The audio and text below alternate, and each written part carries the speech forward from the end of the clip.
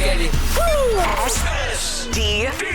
SDP, the Steve Dangle Podcast, with your hosts, Steve Dangle, Adam Wilde, and Jesse Blake. Well, hello there. Another week, another live show to announce. Shoeless Joe's Peterborough, April 12th. Peterborough. Peterborough. See you there, Peter, bro. Canadian Sports Grill. Shoeless Joe's is a true classic Canadian sports grill where the best of food, sports, and fun, because, see, we bring the fun.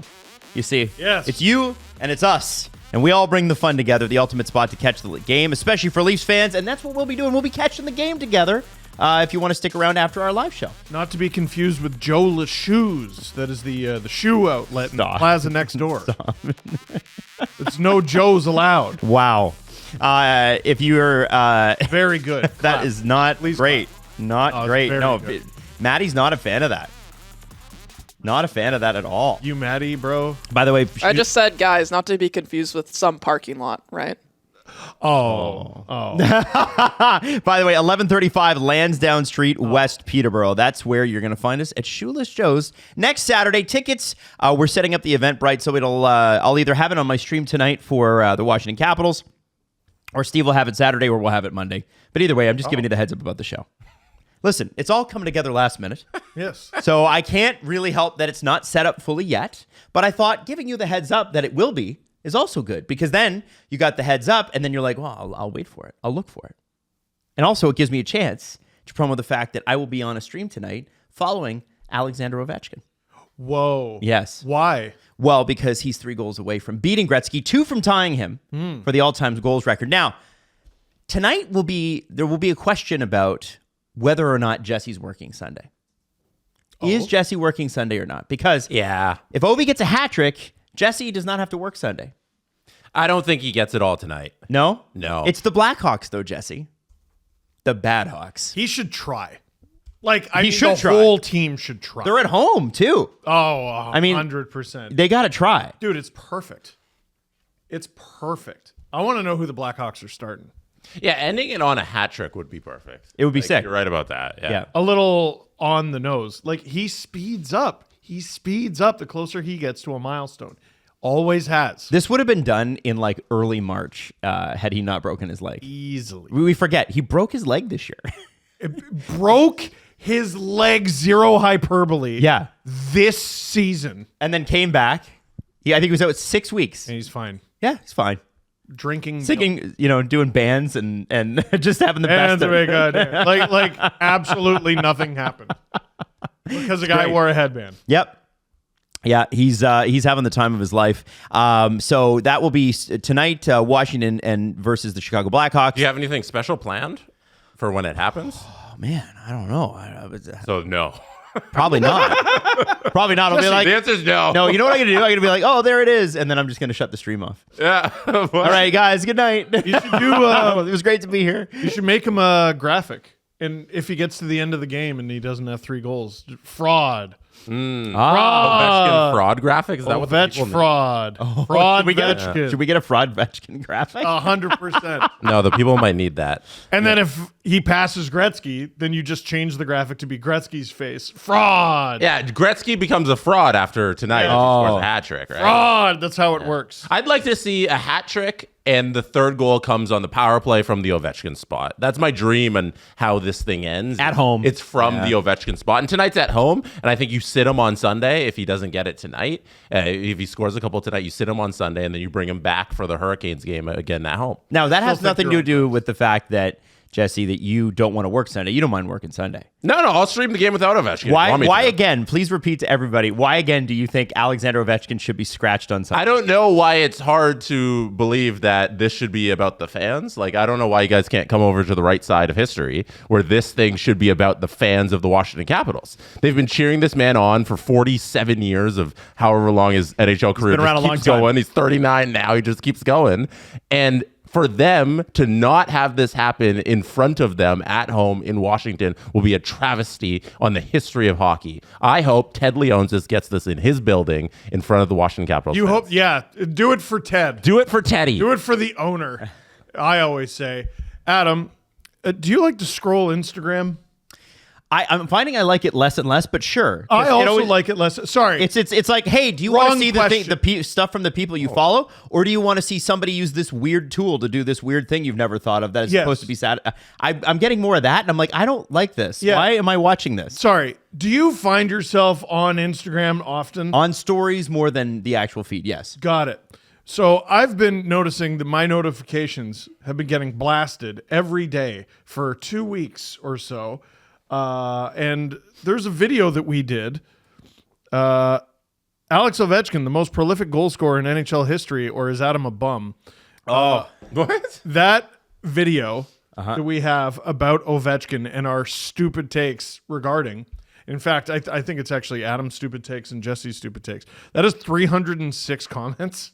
Oh, that's great. Oh, it's because Adam said that He's not the most prolific goal scorer of all time. That was a bad take. Yo, you know what's You hilarious? both have about that? horrible Ovechkin takes. You know what's hilarious? about Mine's that? a little. I Yours think is mine's also stupid. Mine is for the fans. Yours is first stupid. Adam's Mine trying is- to discredit the goal. Mine is number. for the needling of the fans. I said it specifically because I knew it would piss Caps No, fans we're off, and it literally worked. on the opposite ends of takes. I know. Mine is for the fans. Yours is against. And I own that. And Adam went rage Happy about baiting and didn't bring a boat big enough Oh, to it's bring great. all the fish back. I mean, here's the problem with it. The great thing about that take is that it's objectively true. Yeah, you he believe is not. that. He You is. believe He that. will not be the overall goal leader. And playoff goals are harder to come by. What are the numbers? So okay, What is well, this I gotta thing you pull this believe? up. no, why So- are we doing? Yeah, but you should know these numbers, Adam. If I've this made is a- I've the made a hill great you're mistake. dying It on. was like 3 weeks If ago, this man. is the hill you're dying on, Dude, you I should remember. don't even know what I ate for breakfast. I regret bringing okay, this up. all right. This is how passionate he is. So about Gretzky the has take. 122 goals in the playoffs. I made Ovechkin, such a mistake. Ovi. I'm just pulling up his. I've never made a larger mistake. Hey, this cannot be more boring than some of the stories you that's tell, not my true. friend. Yeah, I'm what sorry. is wrong? Or at least with, we're talking what is about wrong with hockey talking here. about Ovechkin breaking the goal record. So he has. Is there something wrong with that? Ovi's got 72 goals in the Penguins playoffs. fan, Steve. Yeah, exactly. Like, do you want us to talk about Crosby? Huh? I am always down to talk about Sidney Crosby. Oh yeah. Hey, Caps fans, this guy over here rooting for the Penguins. Whoa, hey, So Ovi's got 72 goals in the playoffs. Gretzky has 50 more. bum. Wow. 50 more. Now, Gretzky played 208 games in the playoffs. Ovi's only played 151. And so if you take the goals from the playoffs and you take them and you add them to the regular season goals, Gretzky is still What's well the ahead. number? The number, I don't know, man. need 894 plus Ovechkin's- 122. I don't need know. Adam. Oh my god. Guys, I didn't have any of this prepared. Why are you saying Adam? Why are you saying Adam? Say you. Say Jesse. You guys put me in this spot. 122 plus 8 9 4 equals 1,016. So and then Ovi, let's say he's at 894 or he's at 892. 900. You know, he'll get to 900. 900. Yeah. Okay. Plus 72 equals 972. Yeah. So I think he And gets then to 900 subtract this it. season. So then you got 1016 minus 1016 Yeah. minus There you go. 972, and that equals 44 goals. So next season, Alexander Ovechkin should probably pass Wayne Gretzky. I mean, listen, if the Caps go on a deep run, I forgot. That's the thing we're talking about is the playoff. The playoff. I need Ovechkin Okay, to smash this record Because so here's that the thing- Adam's Yeah, that's stupid so thing true. isn't a thing. because it is a thing. No, it's and that's friggin' why not. people are so mad about it. If it wasn't a thing, it's a little bit of a thing. It's a little fly in the ointment. Now, is he going to pass him? I believe he Stop absolutely saying will. old man things. But it is for sure something that gets under Caps fans' skin because Yeah. they know it's a little true. If you say It's he a little gets- true. Let's say he gets 10 in the playoffs. He's at like 905, maybe 910-ish area. Shout out Pickering. He should only have what? He'd have He's to going to have like 35 goals to go. like a 40-goal season Yeah. to get him over the number next season. And that That's would not be, bad. and you That's know not what? bad. The NHL should celebrate that just as much because that is an incredible accomplishment, and Gretzky should be there for that one too. Like they really should. I'm not even kidding. You know- Like that should be something when that happens. I'm not saying we don't celebrate the 895. We absolutely celebrate, but we are going to need to celebrate both here. Both are big. Here's why 895 is more important. You didn't know the other number. Yep. Yeah, because it's easier not to. But if you actually dive deep and look at the playoff numbers, playoff goals are harder to come by. We know that, right? We all know that, right? As a Leaf fan, I find that to be objectively false. Steve, did you know I let Adam sit there and do all that math when you could just go to the NHL record page and look it up? I knew he didn't know you could do this, but Skater goals. in the NHL they have record skater book, goals. you can just look up most goals including play. Yeah, so he still Yeah. doesn't have the most, and that's okay. The Caps number, fans. the number is officially right now 1016 to 964. Gretzky over Ovechkin. Marcel Dion being 10th overall and not having a cup is insane. Yep. Insane. That's because they had let's be honest here, they had the worst owner in sports for half of Marcel Dion's time in LA. The other half, they had a good owner. But it was like, hey, we got a good first line. Let's not do anything after that. He was cheap and he sucked. He sucked. And he was a Canadian guy. So we're looking at, for everybody listening, we're looking at the skater records on NHL.com, the record book, and all the goals and all that stuff. And one of the most important columns to me, and I know, Steve, you care about this too, is the second one next to the player names, which is teams. Ovechkin has only played for the Washington Capitals. And That's it's such a cool thing. And you go down the list, and Mario's only played for Pittsburgh, and he's at number 8. And then you have Yzerman with Detroit. And Steve, you've kept track for like a decade now of the guys who only play for one team and the goals record in that respect. And it means a lot. That It's your Shanny whole up career there. in one place. That record, I don't think will ever be broken. No. Like that is going to be really hard to beat. Like he's going to score 1,000 goals in one uniform. That's just psycho. It means something. Yes, it absolutely means something. And I like this page having the total of both because Gretzky oh my God. For the longest time, I've thought he was the only guy to hit 2,000 points. Gordie Howe is actually at 2010 if you include the playoffs. But if you include the playoffs, Gretzky's at 3,239. Which is a goofy number. Cartoonishly unbeatable. Yeah. That will never be beaten. I know we said that about the goals record.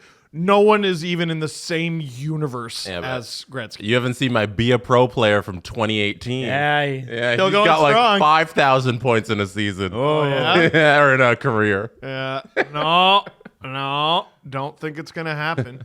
Can you arrange it by points? Yeah. Record type. We can do points.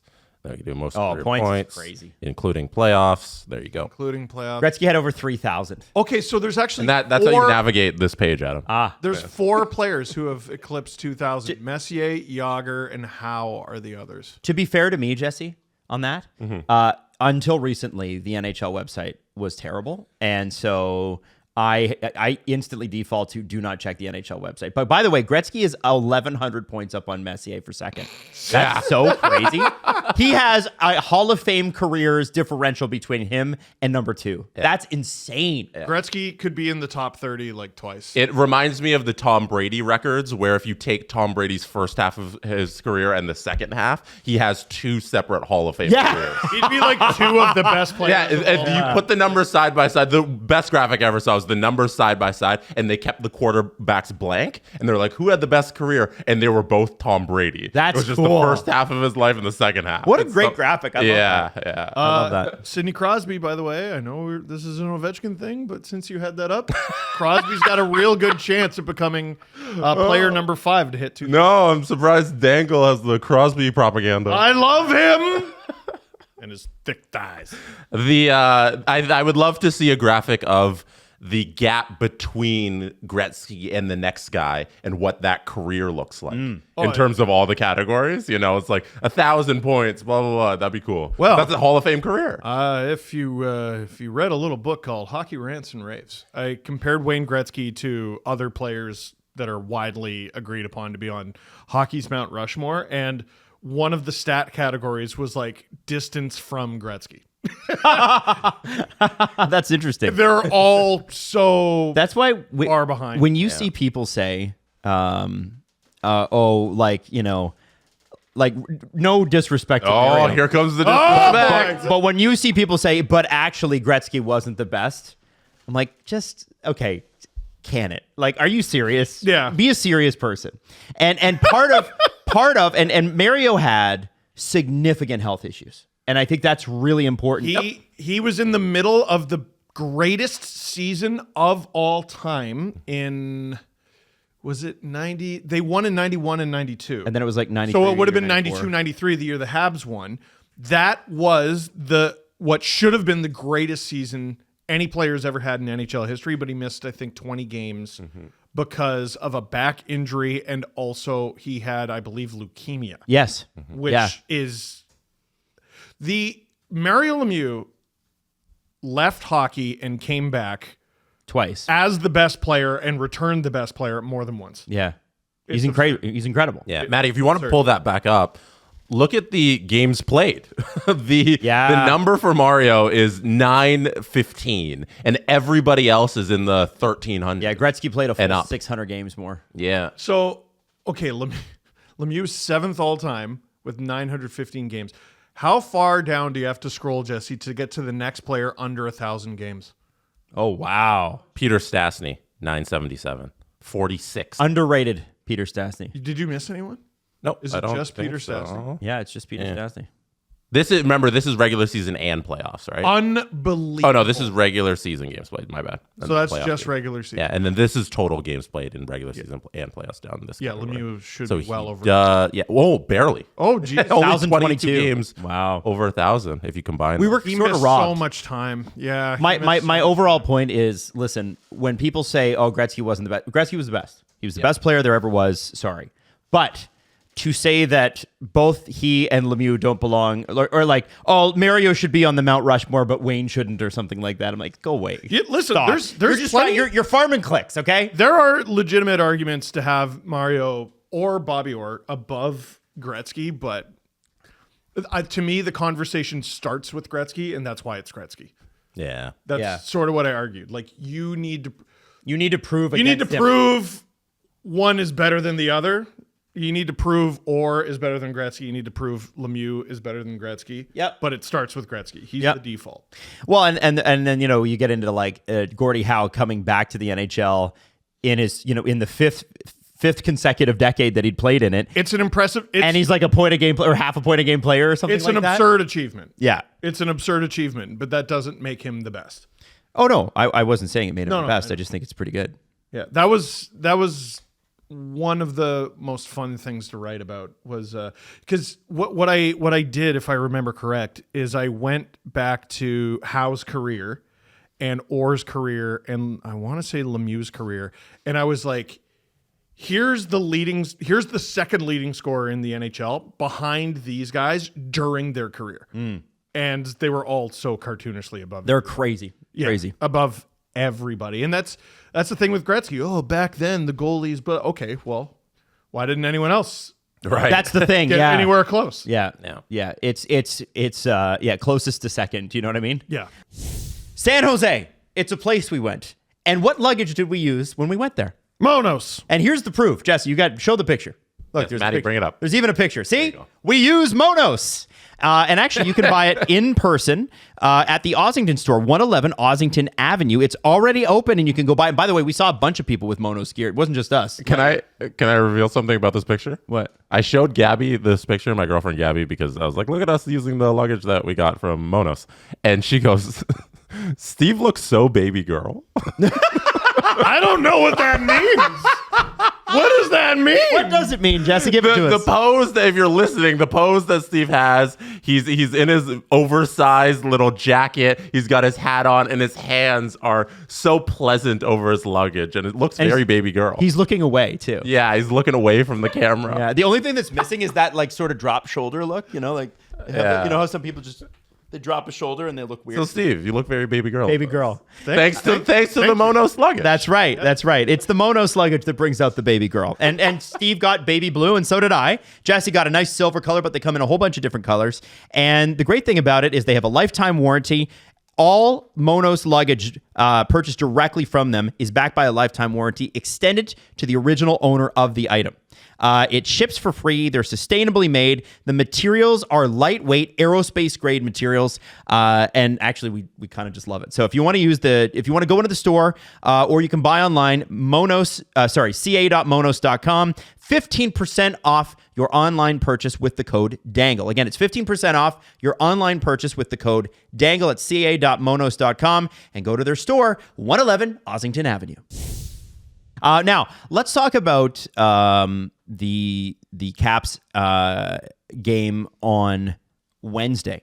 Alexander Ovechkin scored, but that's not really what the story's been. It's been this. It was the Hurricanes. It was the Capitals. It was 140 plus penalty minutes. Unbelievable. And you wanted to talk specifically. You even put it in the group chat. This is how serious you were. You want to talk about that Jalen Chatfield fight. And I wanted to. Now, if you didn't get sort of the background here, there was a fight and there was a Slew fight. And there has been no discipline on that fight or that Slew fight. Well, for it to be a proper Slew foot, you need to prove it was intentional. And proving intent is difficult. Yes. I mean, yeah, sure looked intentional to me. It's an MMA style takedown against Ajax Pickering Raiders alumni Connor McMichael. Boy, you're just seeing everyone get it wrong for different reasons with this one. There's Mark Spector saying this ain't tennis, which thank you for your very nuanced opinion. As always, Mark. And then there's Chatfield should be suspended for the rest of the season. Listen. To be fair, that's like 8 games. Yeah, I guess that is fair. I guess that is noteworthy. It's noteworthy. If it was October, it'd be, whoa, that's nuts. We're not asking for a lot of time here. Yeah, okay there, Rafi Torres. Like, yeah, that's a little insane. Listen, I know this ain't tennis. It's hockey. And that's crazy. Fighting is part of hockey, is what you always get told. What are the penalties for? To discipline guys. Why? Because they did something bad. What? Something illegal. And that's in the rule book. That's illegal. What's illegal? So whatever they did bad. Yeah. That's you asked me what but penalties. in this specific case, what they do? You asked me what penalties. Why are they in the box? Because they were fighting. But it's part of the game. What are they in the box for? Because it's a penalty to fight. Oh, I don't get that. I don't get that at all. Like, listen. As long as fighting is in hockey, I like a fight. Yeah, of course. I like a fight with purpose. I mean, that was a fight with purpose. Yeah. Right? No, there was a time when it was like there were staged fights. It's like both teams start the game and they're like, we're throwing the fourth lines out there to get them going. Yeah. But there is a good fight mid game. A game can hinge on a fight. As long as you have, like, okay, instead of taking Connor McMichael down the way he did, what should have Jalen Chatfield done instead? The answer I keep coming to is instead of taking Connor McMichael down and slamming his head into the ice, what he should have done was instead continue standing and repeatedly punch him in the face. Yeah. No, that would have been legal. Oh, not legal. That would have been something that's very common in the game. It's really, listen, I love a fight. I also can't justify my love of a fight. It's really, really, really, really, really fucking stupid. Now, every time there's a fight, I'm going to stand up. Every time there's a fight, I'm going to go nuts. And I'm going to cheer on my guy. But this shit happens. And there are a bunch of people out there getting made fun of for saying, someone's going to die one day. With this sort of thing. Mm-hmm. And then you get people saying, this ain't tennis. But then you get people saying, I like fights, but also this should be suspended. No, you can't have it both ways. Right. Sorry. I was looking for a couple of different angles because I wanted this one specifically because the ones that I think on the TNT broadcast were a little too zoomed in. But on this one that we have on the screen right now, you can really see his leg come out underneath and really trip him with his leg and throw him down to the ground. It's a brutal play. It's very dangerous. Well, and whatever happened to helmets come off, then you break up the fight. Dude, if his head hit the ice here, we'd have a different conversation. He did. His head did hit the ice. Hit it and like he didn't get up or he was bleeding or something like that. Yeah. If there's blood, we're having a completely different conversation. We're talking 5 and 10 games. We're like Rafi Torres level shit. That's why there is outrage, because that possibility is right there, and it's you're millimeters away from that happening. And people guess, recognize that. So, and this is another problem that Adam is bringing up. Chatfield got nothing, which means in the NHL's eyes. Sorry, he got 5 minutes, Jess or Steve. Oh my God! George Peros, the head of the Department of Player Safety, we watched him get KTFO'd in a fight, knocked the fuck out by Colton Orr. And if I'm not mistaken, it wasn't from a punch. The fight was a long time ago. It was like 2013, 2012. I don't know. And his head hit the ice with disgusting force. And he was knocked the fuck out. Like, he wasn't a little woozy. He was snoring asleep. So I imagine he has an opinion on this. The NHL has decided Jalen Chatfield did nothing wrong. And Connor McMichael bleeding from the head, having a fractured skull and going into a seizure wouldn't change that. No, it would. It would have changed. It would have. Because That's how the NHL does We it. know how they do that, though, Steve. Yeah. But that's a psychotic way of running your business. Exactly. And I agree. And I'm you going nailed to it. suggest Yeah, we put good. Jesse had me frightened there for a you're second. right. You're right. You nailed it. They far too often penalize the outcome rather Yes. than the action. That is exactly what they've done throughout the history of Bettman's tenure. And I would love to make our own version of those very popular hats in certain circles. Make player safety competent again. Nope. Can we get that? wear Can we that get those one. made? Can we get those made? Maybe bright red because he's a hurricane and he's a captain. Red. What's wrong with that? Matty, What's are you the wearing one of problem? those? What's the problem? Make No. player safety competent No, again. okay. Oh, okay. Fine. You know what? What about violent gentlemen? And well, as long as we're talking about like hypocrisies here, they break up a goalie fight before it even happens. Yeah. And then there's this: two guys without helmets being put in this position. The Max Domi fight that they broke up Oh, in that San one Jose. too. Yeah. Where, Pick a lane, guys. yeah, these refs, like, it doesn't make any sense. If they broke up every fight, I'd be like, well, yeah, that's what they do. Or just let them go across the board. But just know that if you let them go, this shit happens. Listen, hockey fans, a lot of sports fans in general are hypocritical, and I'm one of them. Like, I'm willing to admit it. I need people to be honest with themselves and join me in admitting our hypocrisy here. If you like a hockey fight, you need to accept that guys are going to get KTFO'd. And, would it have been better or more noble if Chatfield had simply connected with McMichael's temple and he goes out that way? Yes. Yeah, so that's better. Yes. Yeah. Of course it is. Of course it is. Yeah. Because here's the thing, Steve. We've all lost our Listen. mind. We've Listen. all lost our No, mind. we haven't. Because when two willing combatants Yeah. enter into a fight, Yeah. there is, by the NHL rule book even, Yeah. a set of rules that we expect. It's Rock'em Sock'em Robots, Yeah. right? In Rock'em Sock'em Robots, my niece and nephew got Rock'em Sock'em Robots for Christmas, so I've been Great. playing it a lot lately. It was a lot of fun. Cool. What do? They go punch, punch, punch, punch, punch, and one of the heads pops, Yep. right? Okay. What they don't do is stick out their leg and slew foot. All right. And so this is where, hold on, hear me out. Okay. Let them talk. I'm reinforcing your point. Okay. And my point is where the NHL needs to step in is when that agreed to contract, it's like an NHL social contract. The code or whatever. The code. the fuck. Well, but it is written too, Yep. right? It is Yeah. written down. Yeah. So it is a real code. Yeah.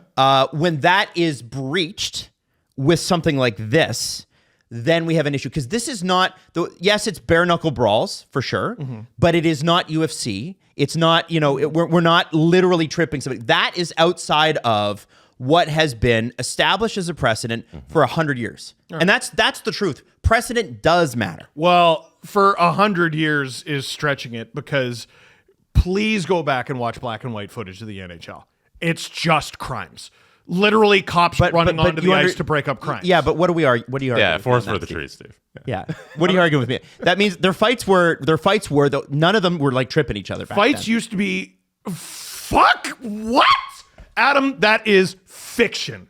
That's a fucking they were fairy tale. tripping each other? They were pulling each other's hair. They were gouging eyes. They were hitting each other over the head, arm, and leg with wooden sticks. None of that's what tripping. Are you talking None of about? that's tripping. And they were tripping too. Adam, Adam. That wasn't. I We don't think sat that was Adam's across point, though. from John. Yeah, he's lost my point. We sat across. Can you let me We sat across from John Forsland 2 weeks ago, and he talked about a professional hockey fight featuring 4 NHL coaches later on that featured a headbutt. Okay. That's not a trip. What? That's not a trip, Steve. Oh, for fuck's sake. So if Jalen Chatfield headbutt Connor McMichael, that's Well, it doesn't make it fine. better, but I'm trying to tell you that a trip is a lot better than something you see coming towards you. Oh, we've all lost our goddamn minds. Adam, that player got KTFO'd in that story. He got knocked the fuck out because he got headbutt in the face, man. And that's not Rock'em Sock'em Robots.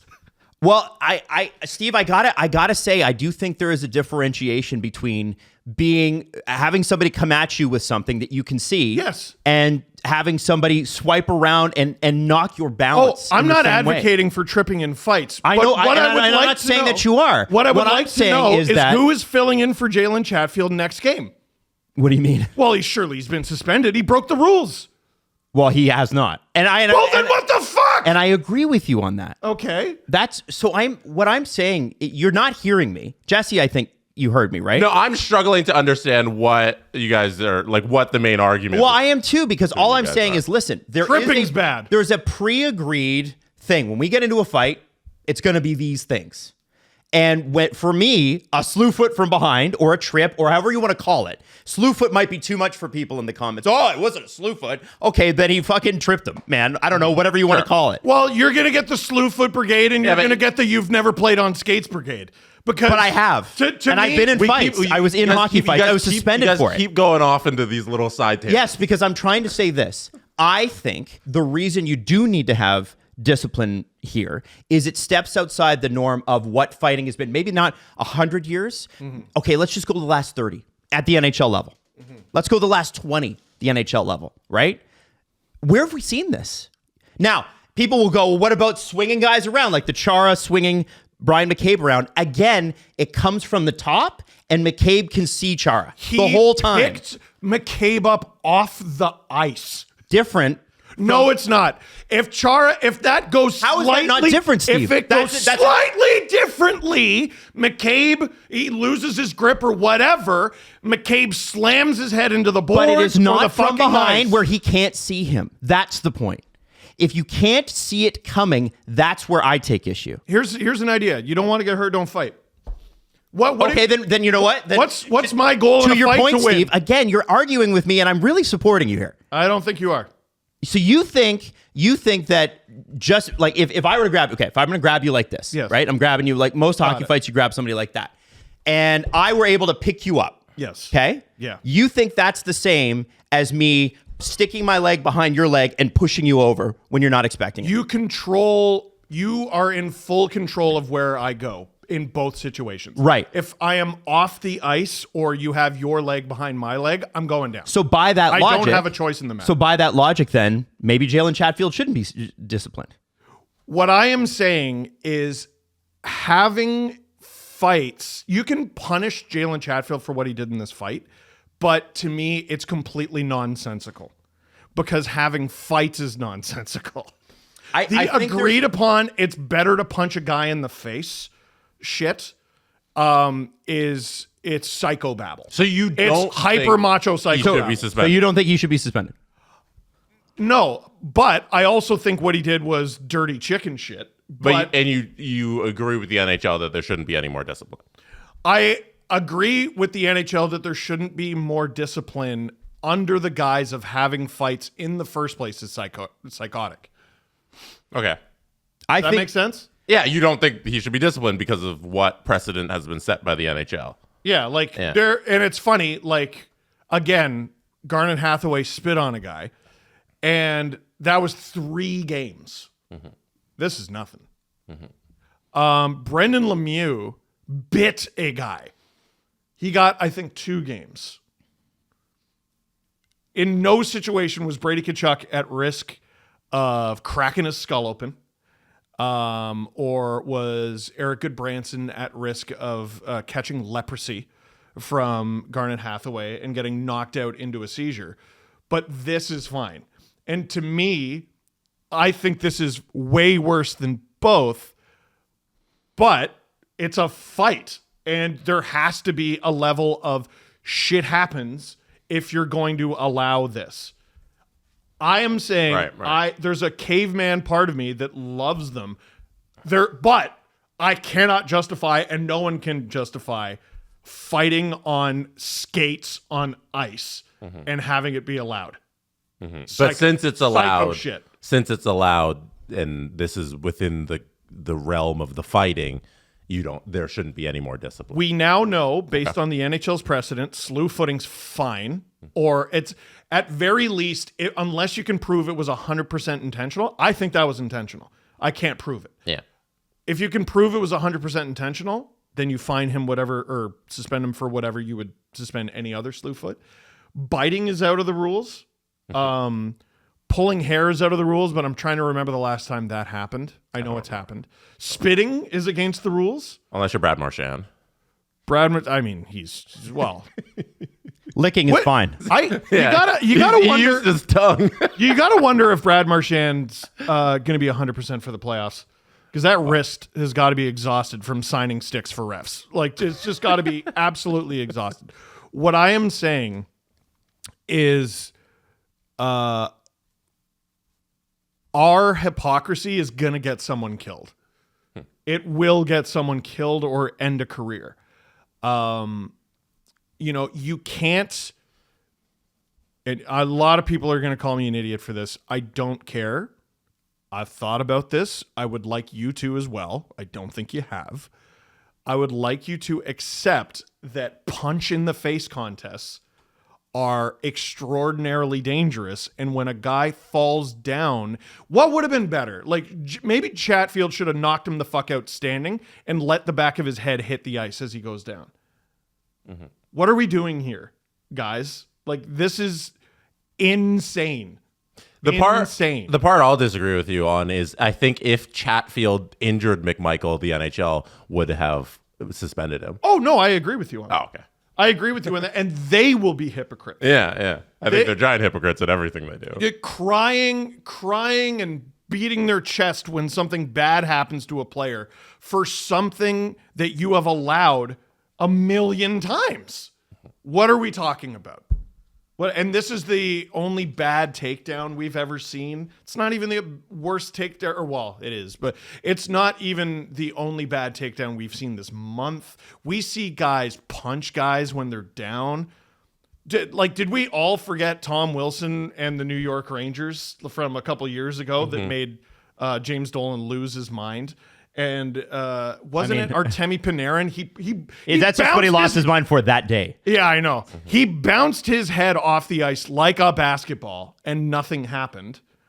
And the Rangers got fined for saying, hey, that's kind of fucked. Yeah. And responded by, I believe there were 9 fights the next game. So what have you been looking up, Adam? I've been looking up the rule book. I've got it right here. And it's interesting because you go through fighting, okay? So it's Rule 40 if anybody wants to check it out. Or it used to be Rule 40. It is now Rule 46. And it goes into the different types of fighting, okay?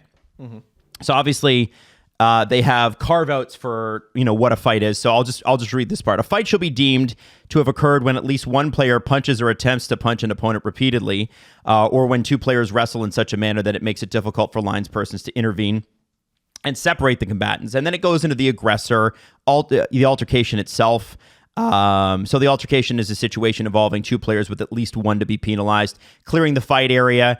What are the carve-outs for continuing or attempting to a fight after, the ref split you up? Your helmets do have to remain on. So that's interesting. Okay, so they dropped the ball there. Fighting after the original altercation, obviously. Fighting on playing surface. Fighting other than in the periods of the games, fighting prior to the drop of the puck, instigator, all that stuff. Nothing about slew footing until a little later on in the rule book. When you go down to Jesse, I think you can go down to 52. And it's interesting. Slew footing is the act of a player, bless you for looking this up, using his leg or foot to knock or kick an opponent's feet from under him, or pushes an opponent's upper body backwards with an arm or an elbow at the same time, using a forward motion of his leg, knocks or kicks to the opponent's feet from under him, causing him to fall violently to the ice. Now, it was not a forward motion in this case, but it was what 52.1 sort of sets it out to be.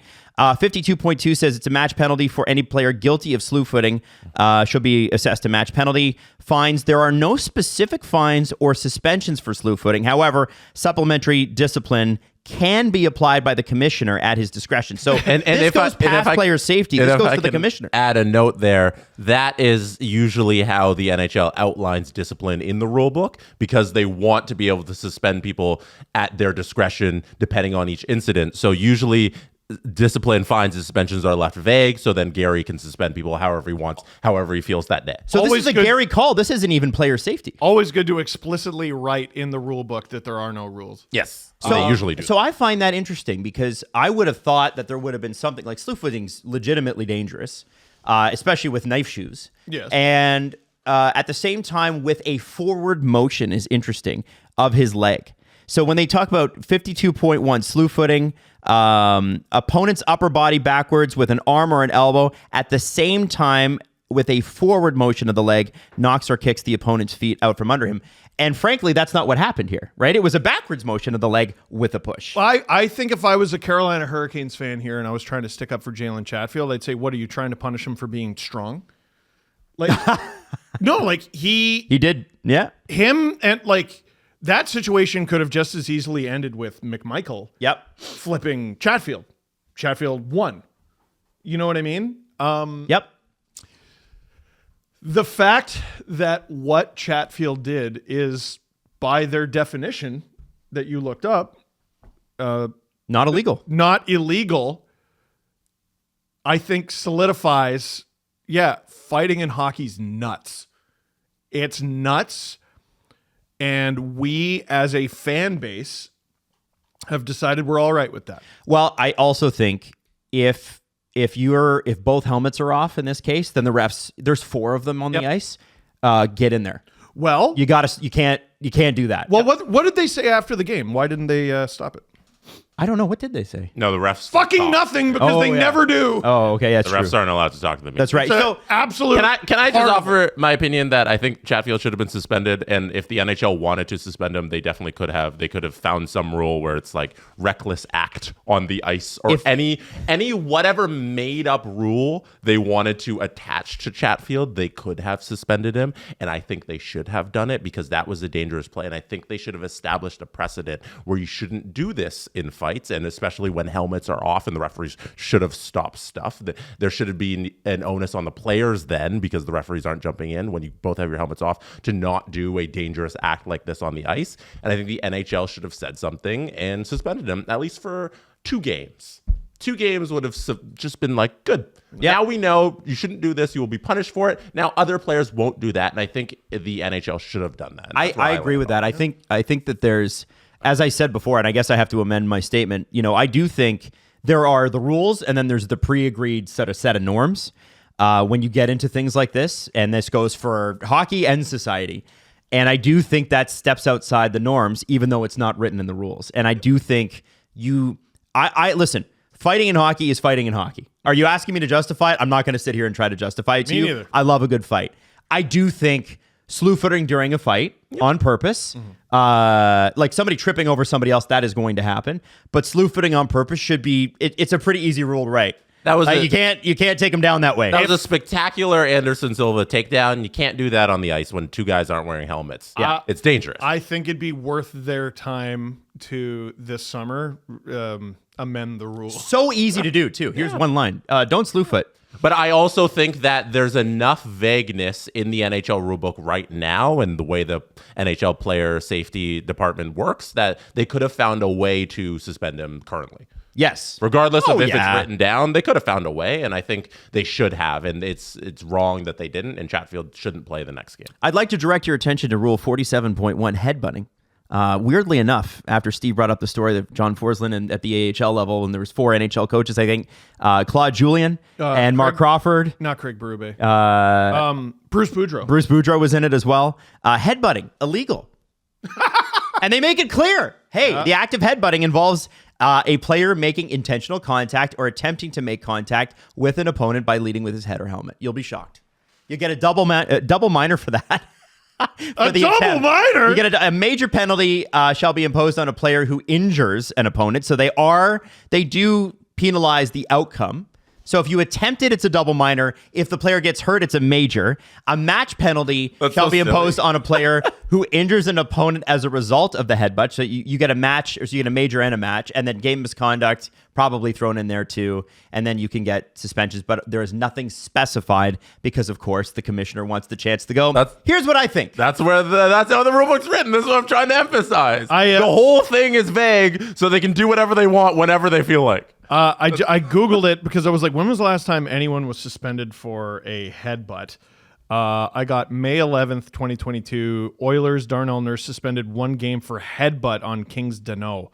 Oh, that was in the playoffs. I don't remember that. It's difficult because the Oilers always play the Kings, so they all blend together. And both those players are still there, but I do remember that. And Chris Weidman was suspended the same season for headbutting Eric Halla. UFC fighter Chris Weidman? Yes. Wow. I guess it's legal and illegal in UFC too. It is one of like 2 or 3 things that are illegal in UFC. Kicking someone in the balls. Yeah. You're not allowed to do that. No. Not allowed to headbutt. They just said it's now legal to strike an opponent when they're 12 to 6 punch. Thank you. That's what I was looking for. That's now legal. What does that look? What's a 12 to 6? 12 to 6 elbow is when you just come straight down. That's with your legal? elbow. Yeah, it's legal now. It used to be illegal for the history of UFC, like modern day, and then now it's legal now. Yeah, some people, man, I would not want to be on the wrong side Can't of poke that. somebody in the eye. You can't intentionally punch someone in the back of the head. I don't think. Well, in boxing, you definitely can't. Yeah. I don't know if that's illegal. I know it was illegal for a long time. I don't know if they changed it. I haven't watched it recently. And then there's stuff that is illegal, but guys get away with all the time. Eye gouging is a significant part of John Jones's career. That and drunk driving. But I can't believe people still hold him with reverence. Back of the head punches are still illegal. Okay, there you go. Yeah. So there's like 5 things. They got to like 5. But they enter the ring knowing that. I don't think that fight was entered in the NHL knowing that a slew foot would be a part of it. I think it's an important moment here. Like, I don't think the next time this happens, you can get away with it. You don't think so? You shouldn't have done it. You shouldn't have I agree. Well, we all went, he's getting suspended. Yeah. And then the NHL's he technically didn't violate any rules. So I think next time you got to, like, as plain as you possibly can, be like, you know what's great is at the beginning of the season, when there's a new rule, they'll show you video examples. Mm-hmm. Just call it the Jalen Chatfield rule if you need to. You can't do this anymore. I also think the NHL doesn't have a problem on their hands because I think most NHL players and hockey players in general looked at this and said, that's a dirty play. Chatfield's dirty for doing that. And thank God McMichael's okay. Yeah. And most hockey players aren't going to go out there and do something like that. Yeah, because you don't see it very much. You don't see it. I think most hockey players recognize, like, damn, that's dirty as shit. We're not going to do this. If they they don't have a problem. If they do play again, I mean, a playoff series between those two in the second round. Tom Wilson's going to kill seems somebody. pretty likely. So Tom good. Wilson's going to kill somebody. Yeah. Do they play Carolina again before the end of the season? I don't. Yeah, they do on Thursday. Oh, right. Yeah, because that's the God. OV home game where I think he's going to break the record. Yeah, and you're streaming. Am I streaming that or are you streaming that? I don't remember. That's next Thursday. Yeah. Yeah. See, that's. I don't need to know that until Thursday morning. You know I don't really need to know. He's right. Important question. Yeah. Is kissing illegal? If you just kiss somebody in a fight, like there's no rules against the closest that. we've gotten is Brad Marchand licking Leo Komarov, and it's not. And So if you- no. Do you remember what happened though? They talked to him. They had a stern He chat. licked Leo Komarov, and then he licked Ryan Callahan later that same playoff run. And the reason he licked Ryan Callahan is the Bruins were asked to speak to Brad. Yeah. What a fucking joke. If what Chatfield a carnival. and McMichael were in this fight, and Chatfield just starts trying to kiss McMichael, is that illegal? Yo, what if they kissed on the couch? You know what I'm saying? Maddie said that'd be awesome. On the couch? The Gene couch. The couch. What if we kissed at center ice? Thursday, April 10th, we are streaming. It doesn't say who.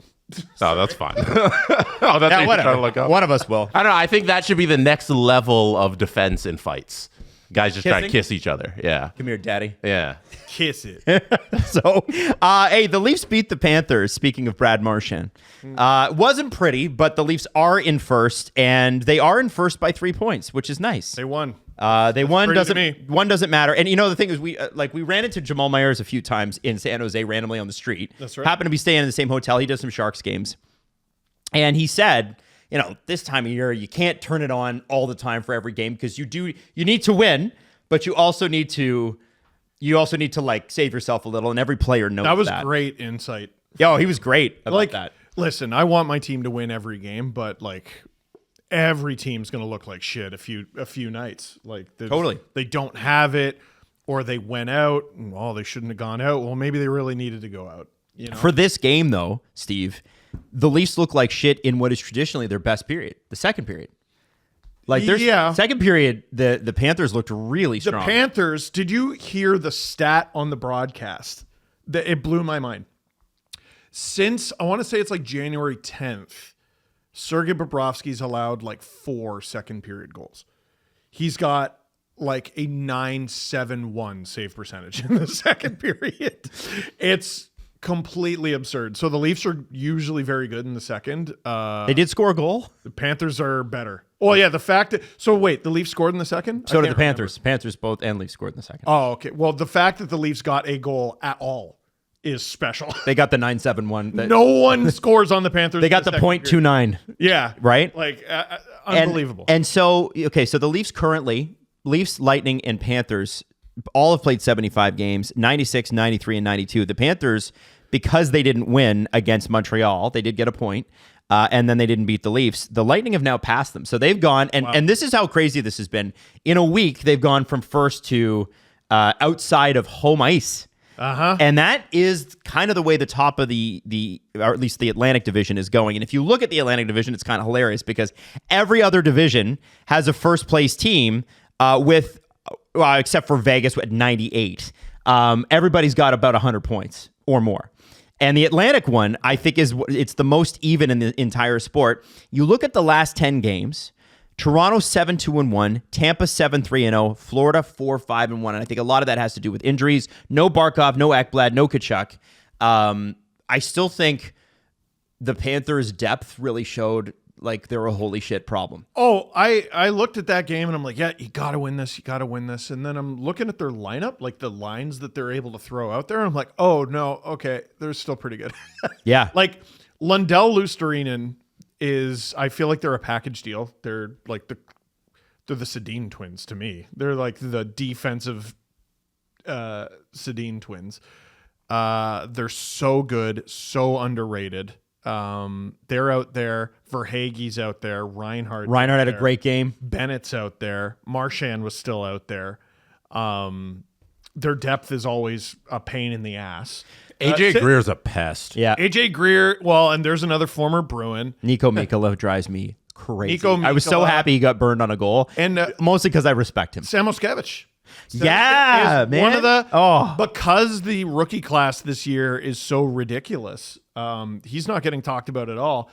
I mean, there are years where his performance this season would be on the outskirts of the Calder conversation, and it's not. It's not even close because Michkov, Celebrini, Hudson, Wolf, they're really, really good. They are. The reigning cup champs are good. They are. Shocking. The playoff decor that they're going to run out there once the playoffs start, where it's Forsling, Jones, Mikula, Schmidt, and then some combination of Ekblad and Kulikov. All those 6 guys in whatever combination you want to put them out there, that's deadly. That sucks. I don't know. And front of Bobrovsky. I don't know how you're scoring on those guys. Valid that Ekblad is going to miss the first 2 games no matter what. Yes. But yeah. And Tkachuk will be out there. What percentage of him we get, I don't know, but he will play. And he could maybe the biggest wild card. He could be healthy, but you keep him out because they are utilizing the cap space right now. Right. So I'm curious about what Seth Jones looks like in the playoffs because I don't think he's ever played.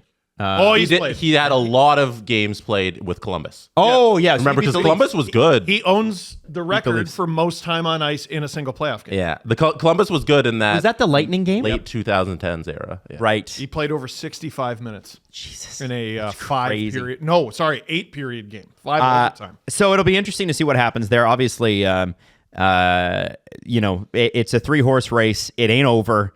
There are 7 games left for all of these teams. So, but I think at this point, and I think this goes for Lightning fans and Panthers fans and Caps fans and Hurricanes, and anybody who's at the top of their division in those top 3 slots, you should expect now, I think at this point, for your team to not be necessarily a statistical, analytical darling from minute 1 to minute 60. It's just not the reality of the last 7 games. No. I do want to point something out.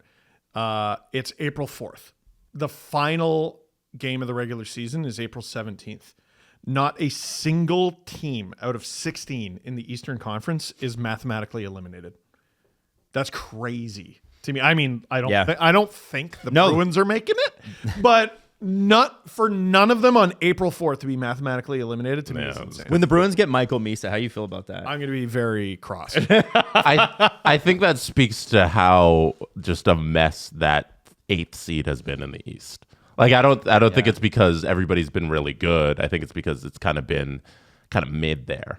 And now the Canadians have finally taken hold of it. But for the longest time this season, it's been up for grabs for anybody, and all those teams have struggled. And then now finally we're getting the Canadians playing good hockey. Yeah, they've won 3 straight, and they're 5 back of the Sens.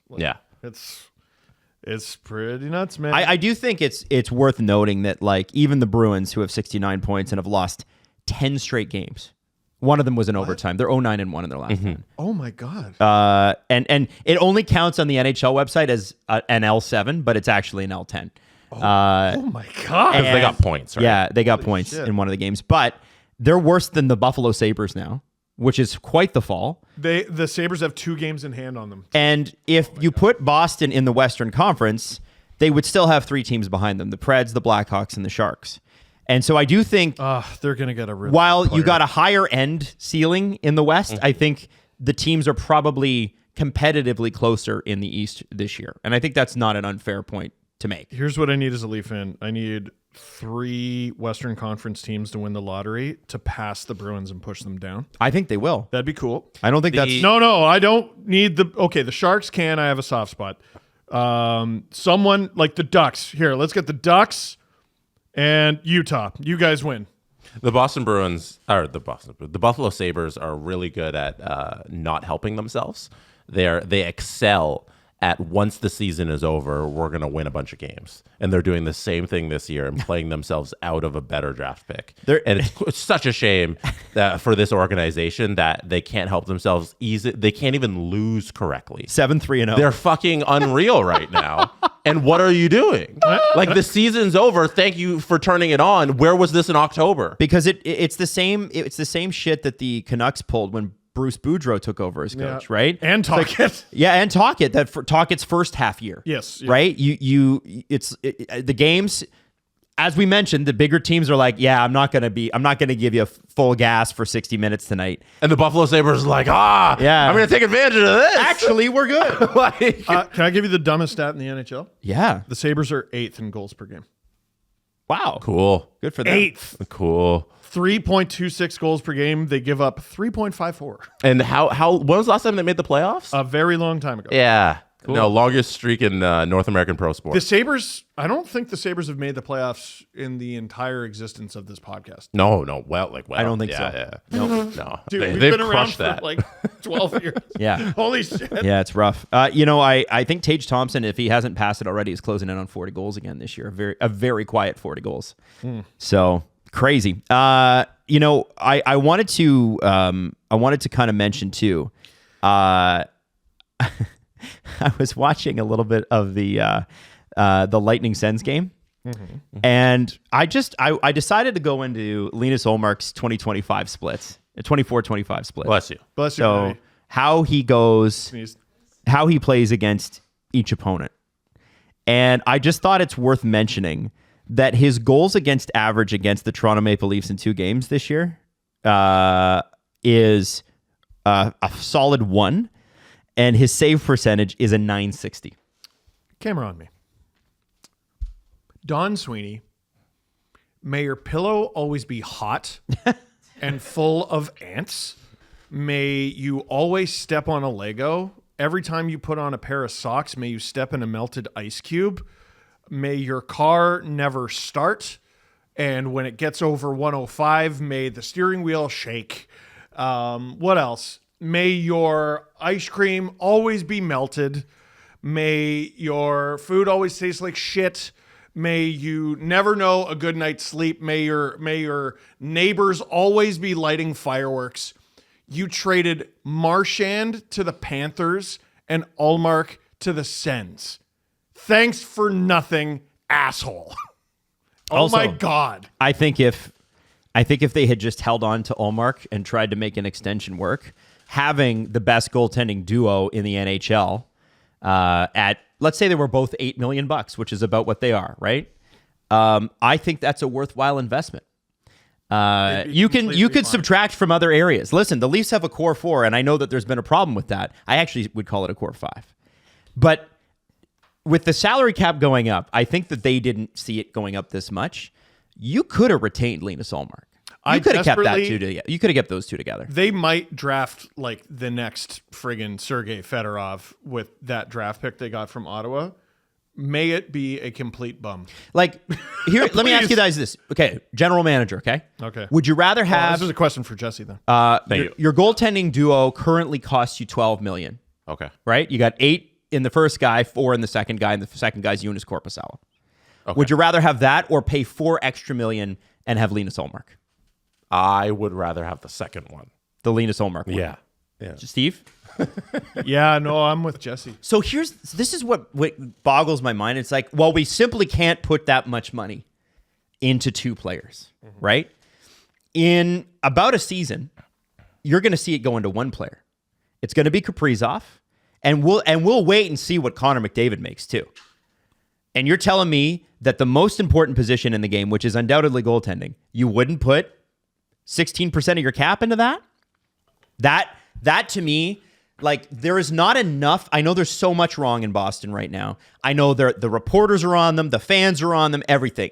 That trade from day one was bad. It was always bad. You could have just as easily traded Ullmark at the deadline if you really needed to. 100%. And you didn't need to take Korpisalo's money back. No. That's the part that kills me. What do you mean you had to take his money back? They made a mistake. But no, and I know that within the organization, there's enormous love for Don Sweeney and enormous love for Cam Neely. Like that management group is safe as they come. But I'm just wondering why more of a spotlight is not put on that. Those are the types of trades that are disasters and they take years to recover from. I think they rushed it. This is it's a very interesting thing because I guess the Leafs can't really relate when it comes to putting a franchise icon at the helm, right? Like the Leafs have who do they have working for them? Nick Antropov in like player development, Mike Van Ryn and Craig Berube. I would argue the Leafs need a little more of that. Maybe not at the top. They but probably they need a little bit more of it, but like the Red Wings, how do you fire Steve Yzerman? You kick him upstairs. You kick him upstairs? That's an interesting thought. It's awkward that things ended so shitty in Philly with Ron Hextall. And Bobby Clark's still there. He But, got kicked upstairs. Yeah, well, it took years to, I was Kick going him to say Eric upstairs. Lindros, but that's different. It's real difficult. It's real difficult to be like, hey, Cam, I don't know about this or that or that. I think that's a hard thing to do. So I don't have a problem with Cam Neely there. Look at his record of success. It's unbelievable. It is. I think I have an issue with I think I'd start to question Don Sweeney. But Cam's a big fan of Don. And rightfully so, they've had success. But I look at what additions has he made? And some of them have been good. Hampus Lindholm, great addition. Had he been playing all year and Charlie McAvoy not injured, maybe we're having Totally a different conversation. story. Elias Lindholm, Joonas Korpisalo. Terrible. Not great. Okay, it's not done. Okay, what about pro scouting? Let's chat about pro scouting. Let's have a chat. And usually I praise their pro scouting. Well, yeah, they're always in on the guy at the deadline, right? Well, and they find Bruins. They do find Bruins. Elias Lindholm's a Bruin? Yeah, I don't get that one. Pavel Zacha made a lot of sense. Oh, he's been great. Charlie Coyle. I don't remember. Pick for Charlie Coyle. Yeah, I don't remember which GM acquired him. Maybe it was Sweeney, but like, holy shit, perfect, completely perfect. I don't think you can have one without the other. I think those two are tied at the hip. And if we're blaming Don Sweeney for things, we should also blame Cam Neely for things. Like, yeah, he's signing off on it. He was president since 2010, which is like a year after you win the Stanley Cup. That's not really your team. And then if we're blaming Don Sweeney for everything since he's come, it's the same shit. You know? I Two like trips to the Cup final though. Yeah, 100%. And listen, like that's the thing is that you can't go and like fire them now. But I think what you saw, the Korpisalo trade sucks. The Lindholm signing sucks. I like that you're calling it the Korpisalo trade. It is Yeah, a that's Korpisalo trade because that's who's coming to them. Sure. And Jim Montgomery getting fired. Yeah. And look at the Blues just won their 11th straight last night. Was it Jim? Was it the Jim? I know. It depends who you talk to. like, okay, let's look at the dismantling of the Blackhawks. So I'm talking like, that's Stanny. well, yes, it was Stanny, but you. I don't want to Hey, call him that again. Stanny from South Park. Hey, Stanny. Hey, Stanny.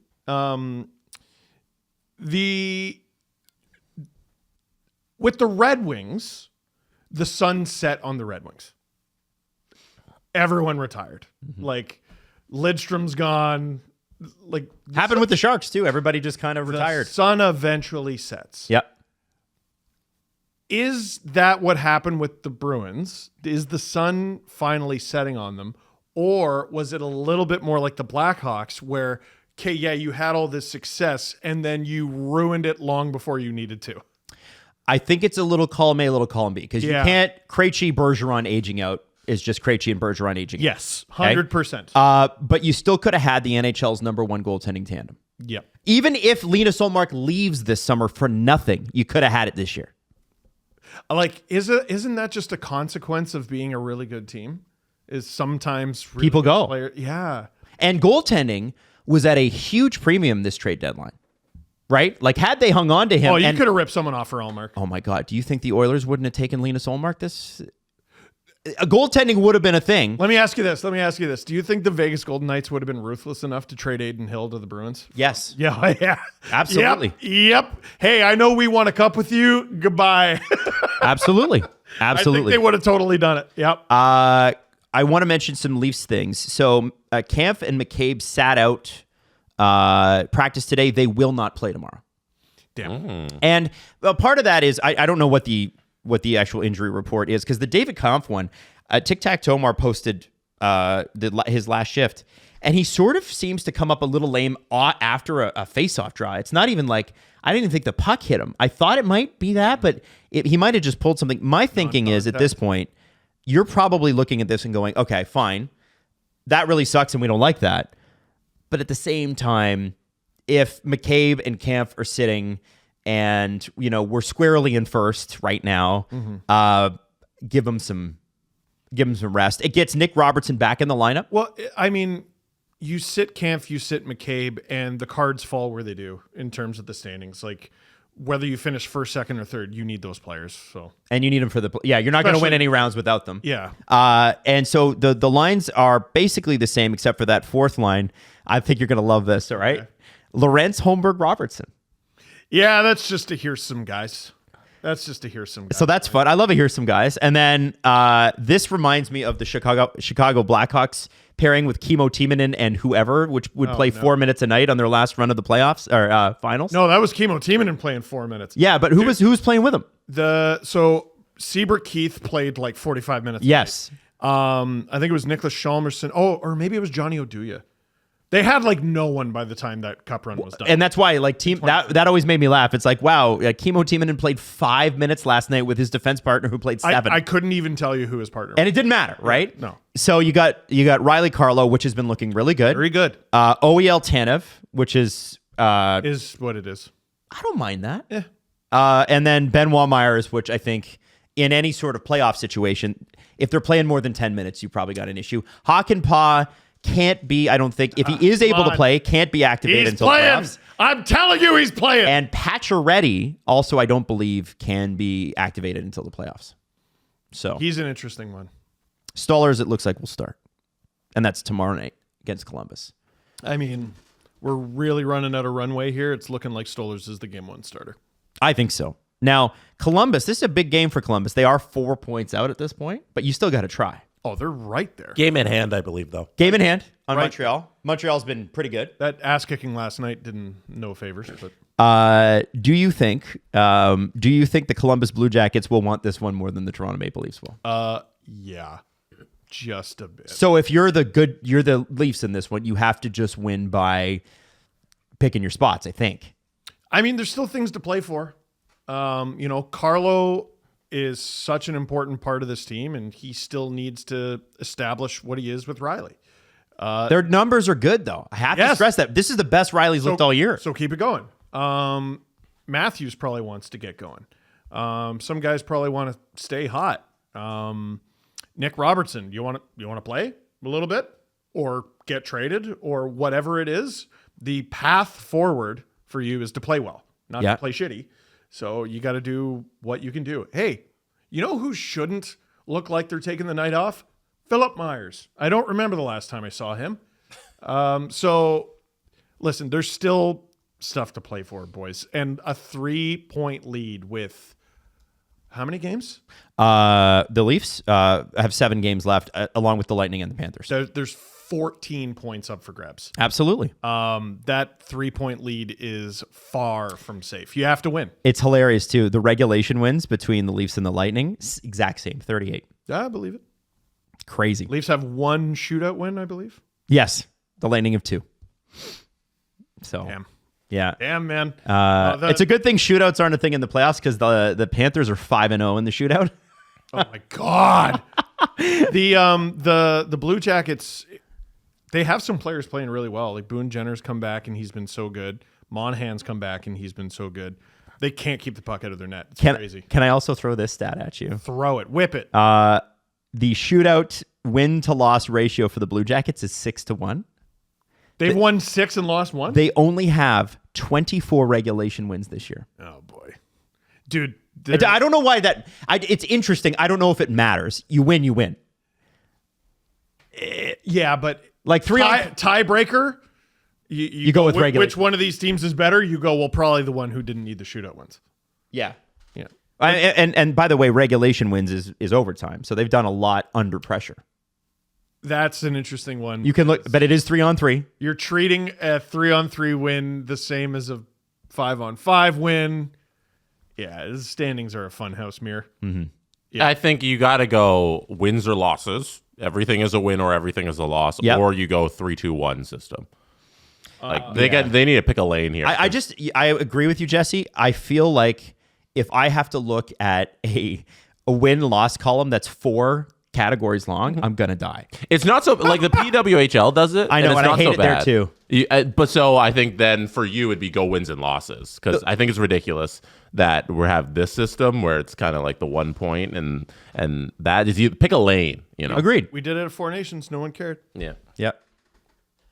This conversation being had, do you think that like shootouts should just be gone from the regular season then as well? Like why are we getting rid of them for playoffs if we want to keep it this like, oh, we want to make sure it's the fairest win possible? Yeah. Why aren't you doing that for all the games? They're determined to have every game have a winner and a loser, and they don't want basketball's version of overtime, which is just continuous in the regular season, which I understand, but like, I just wonder what it would look like. Yeah. Though. You know what I mean? What results would change? What would the results change of some of these teams if we got rid of shootouts altogether? Well, Maddie, as an old, I grew up watching ties, and the game just sort of stopped, and they decided they don't want to do that.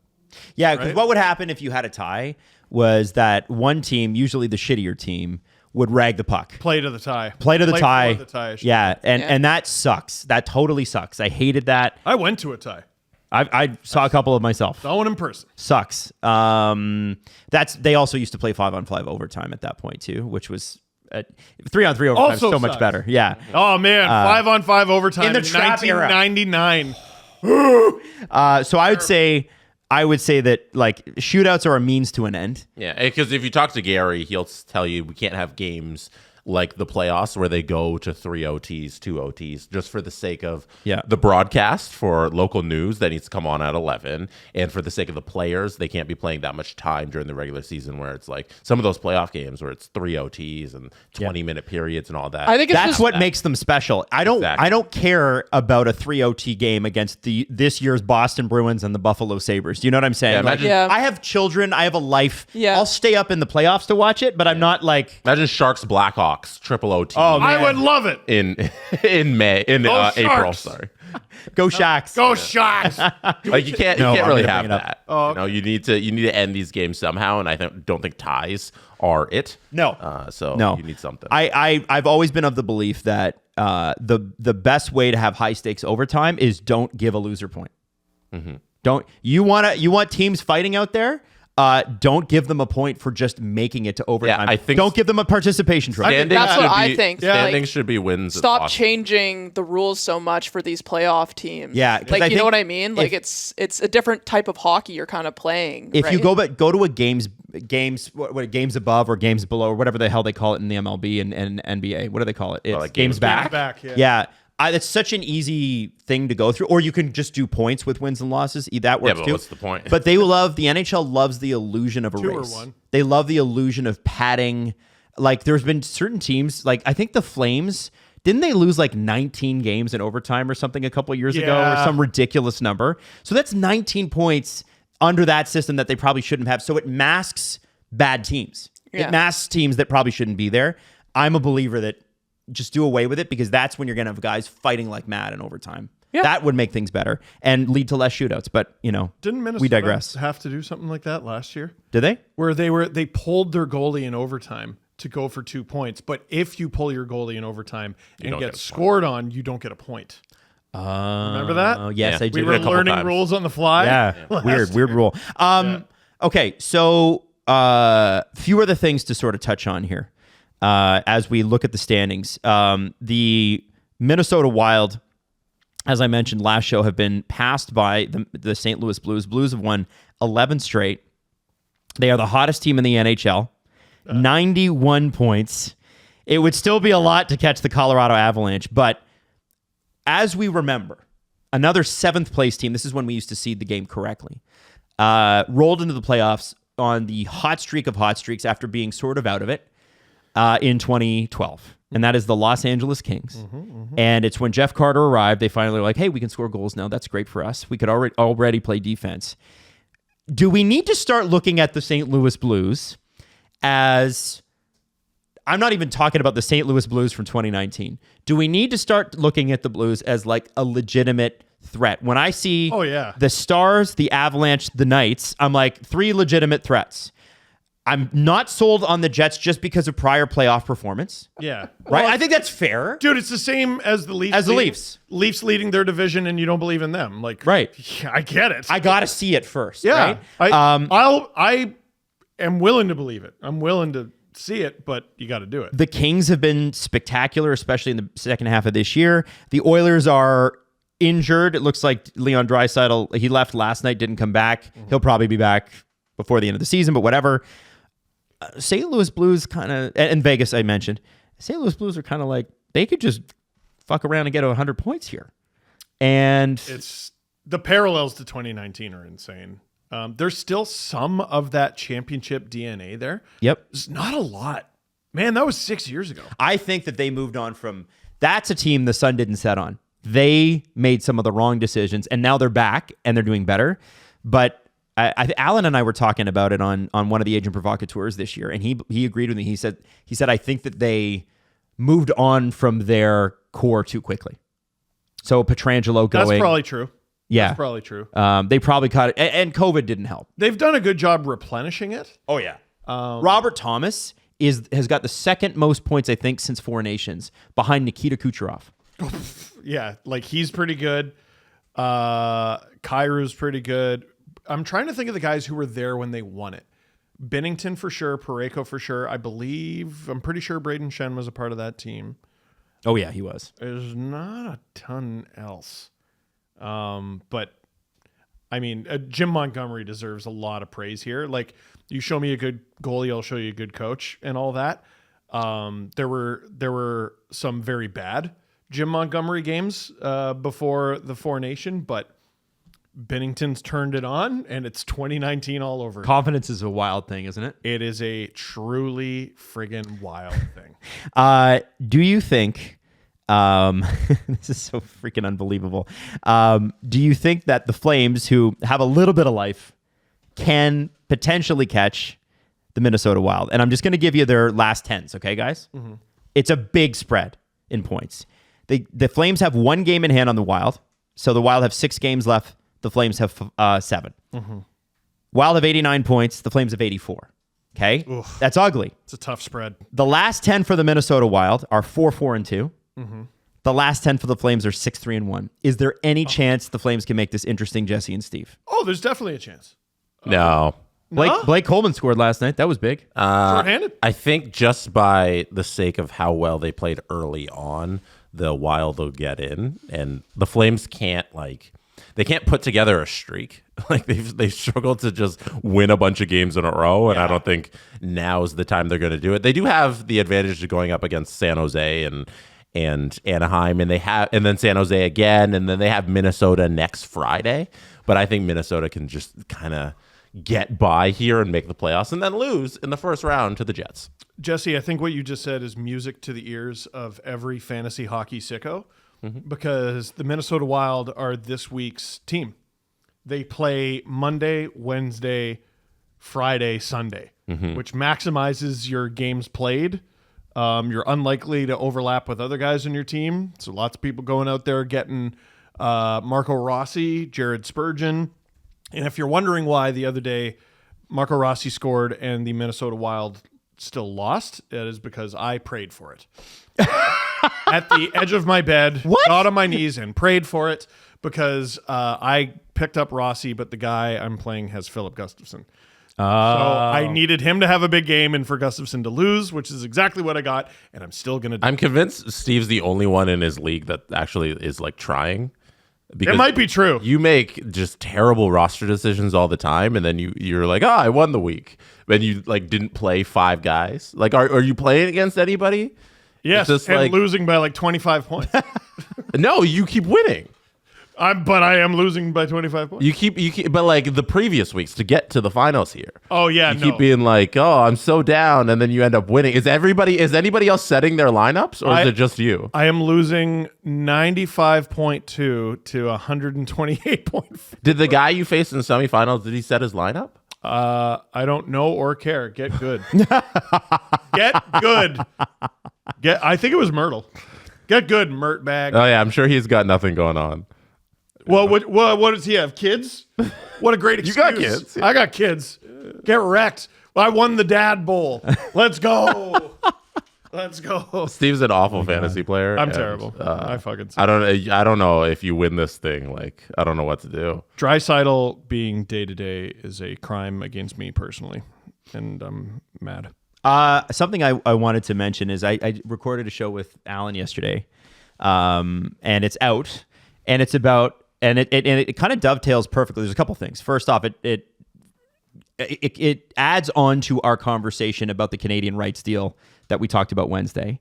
It also adds on to a Michael Russo, Chris Johnston article about RFAs this summer. And so we talk a little bit about, in the first part of the episode, the rights deal and how that matters, not just for Canadian fans, but for everybody, and why that it's very likely the NHL left a lot of money on the table. Secondly, and this is the more fun one, the RFA conversation. Did Alan talk about how Matthew Nyes is exempt? No, he didn't talk about that. Why? I did bring up Matthew Nyes as an example, but Alan obviously doesn't represent him. I don't talk about non-octagon, blah, blah, blah. He'll, you know what Alan does now? He always says that, and then he'll say, if it was a player like that, though, it could go like this. So I asked him, I said, so what's the play? Because everybody forgets when the Dylan Holloway, Philip Broberg thing happened last summer, and it was August. And we were supposed to be off, and then it was like, Steve, you're going to have to make videos. Yeah, Steve, one of the biggest... wasn't I not even... I feel like I was somewhere. You probably were. You're at a cottage or something like that. And it was like, hey, Steve, this is sort of a big deal. And I was like, oh, and then shit. CeCe gets traded, and then the Blues give more compensation to Oh, Dan yeah. Bowman. And I was it just like, looking at my wife like, I'm sorry. I gotta work. I'm sorry. Yeah. But it happened in August. And so there was one point I asked Alan, okay, so as an agent, what's the play here? Do you, because you have this, the team can offer you anything. Well, And- as of July 1st, aren't you just allowed to call up? Well, 100%. But you can, if you have conversations with the general manager. So let's say I'm the agent for an RFA person, Got it. and Jesse is the general manager. I always put him in the general manager spot. Because that's my Yeah. other job. And Jesse keeps offering me stuff for my client, Steve Dangle. Yeah. I could tell my client, Steve Dangle, wait until July 1st. Why sign this now? Right. And then I asked him, I'm like, is it even wait till July 1st? Why isn't it wait till August 1st? Because at that point, a lot of teams have spent a lot of their cap. Right? And that's what happened to the Oilers. And it's not even totally Stan Bowman's fault because he wasn't there at July 1st. Right? Now, Right. it's Jeff Jackson who was like, no, we need Jeff Skinner, not Dylan Holloway. Jeff Skinner, who had a goal and assist last night. I do think, About to play his first playoff game. yeah, I know. I'm excited for him. It looks like- that's a long career and a very good career to not play in the playoffs. Alan would not answer the question. What? I said, what's the play as an agent? And he said, he wouldn't. He said, that's a trade secret. I'm not going to talk about it. All right. Adam, you wouldn't remember this because you don't remember what you had for breakfast, but True. Steve didn't do the Broberg video. You did it. Oh. With CJ. Oh, right. Oh, yeah. There had to be a reason. Because Steve wasn't around or something. Look how pumped CJ is to be on. So Steve didn't do the video and you did it. So, CJ. yeah. Do you remember doing this, Adam? I don't. I do now. I do now. I do now. Because I remember video evidence. It's so funny coming in here in the summer because it's so quiet in the SDPN studio. So it was. It's cool to see that. In August retrospect. 20th, that And- video was released. August No- 20th. That's how late that was. I have no idea what I was doing. So I think now, because all the That's okay. insiders go to the cottage and stuff at around like July 10th. You know, CJ goes on vacation. Whatever. July 1st, like 10 p.m. Yeah, You yeah. know, like LeBron's like, bye. They're gone. Bye. See you in 2 months. Yeah. But I think it opens up an opportunity for reporters that are not necessarily at the insider level yet to get some deals done or to get some good scoops because, frankly, it looks like the NHL season might extend a little bit later. Now, I told Alan during the show, I'm like, there's going to be a lot of people who are like, this is hot air and this is a guy driving up money for his clients and blah, blah, blah, blah. And Alan said, listen, it will be the first topic back when we come back in September because we take the summer off for AP. He's like, the first thing back, we'll see if I'm full of hot air or not. But he is quoted directly in the article with Russo and Johnston. I think it's really interesting. I think it's really interesting that Alan has 4 restricted free agents. Who would they be? They would be Adam Raska from the Minnesota Wild, Jan Yannick from the Ottawa Senators, Jan Mysak from the Anaheim Ducks, and JJ Peterka Oh, from the Buffalo friggin' Sabre. He has a ton of UFAs this summer too. But the RFAs is He had a top of relatively the quiet conversation. year last year, so this will be a fun summer, I think, for him. Oh my God, his UFA class this year is insane. What is it?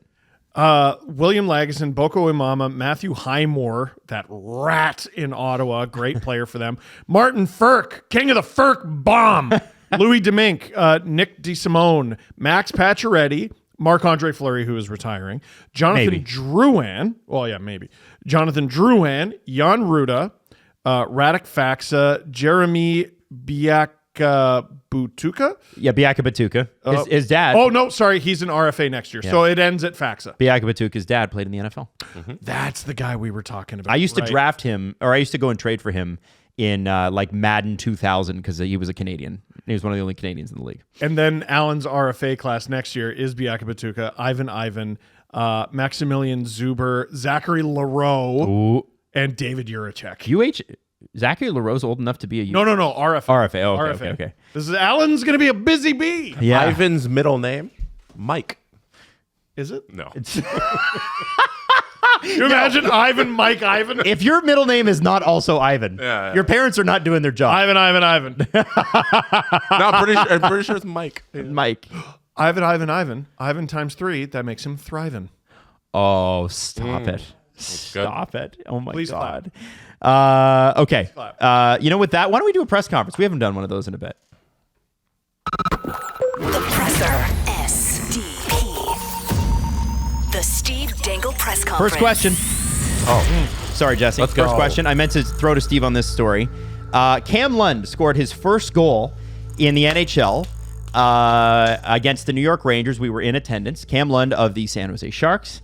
Why am I bringing this up? You're bringing it up because that was his first NHL goal. His first NHL game was against the Toronto Maple Leafs. When we got back to the hotel after that Leaf Sharks game, there was a family in the lobby. And one of them goes, "Go Sharks!"